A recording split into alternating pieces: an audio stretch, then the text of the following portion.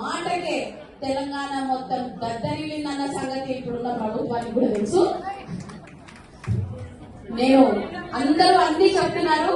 ఇక్కడ వేదికగా అలంకరించిన పెద్దలకు అందరికీ, ఈ కమిటీ ఏర్పాటు చేసిన మన సీఎం గారికి కూడా కృతజ్ఞతలు జరుపుతున్నాను.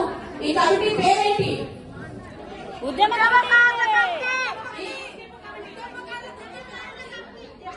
ఈ కమిటీకి చైర్మన్ ఎవరు?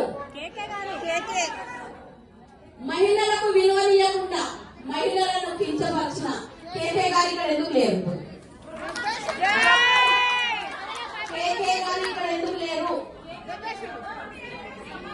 ఆడవాళ్ళను అవమానించినట్లే కేకే గారు లేకపోతే, కాకపోతే ఆయన క్షమించండి. ఓకే, అందరూ ఏం కావాలి అన్నది అందరి భవిష్యత్తులో చెప్పారు.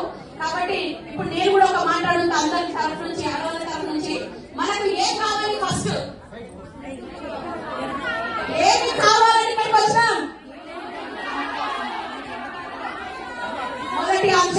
రెండోది, ఒక్కొక్కరు ఒక్కొక్క మాట చెప్తారు. నువ్వు ఏం చెప్తావో చెప్పుకోవాలి.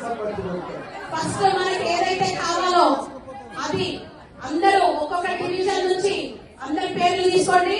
మాకు ఇవి కావాలి రాయండి. రెండోది, ప్రతి ఒక్క డివిజన్ నుంచి మన కాన్స్టిట్యూన్సీ నుంచి ఎంతమంది అయితే ఉన్నారో అంతమంది పేర్లు తీసుకోండి.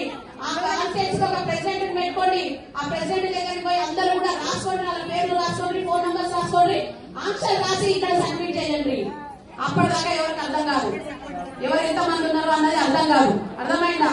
అలాగే మళ్ళీ టీజేఎస్సీ పెడదామని చెప్పేసి అక్క అన్నది. మళ్ళీ టీజేఎస్సీ పెడితే మళ్ళీ 15 ఏళ్ళు మనం కొట్లాడాల్సి వస్తుంది. నాకైతే ధైర్యం లేదు. దయచేసి ఇప్పుడున్న కమిటీకి అన్ని ఉద్యమ మహిళా కమిషన్ గా ఖచ్చితంగా ఇది ఏర్పాటు చేయాల్సిందే. అన్ని కమిటీలు ఉన్నప్పుడు ఈ కమిటీ ఎందుకు ఉండదు? ఉద్యమ మహిళా కమిషన్ ఏర్పాటు చేసి అంతవరకు మేము మళ్ళీ ఉద్యమాన్ని మొదలు పెట్టామని చెప్పేసి నేను మనం చేస్తున్నాం. జై తెలంగాణ, జై తెలంగాణ.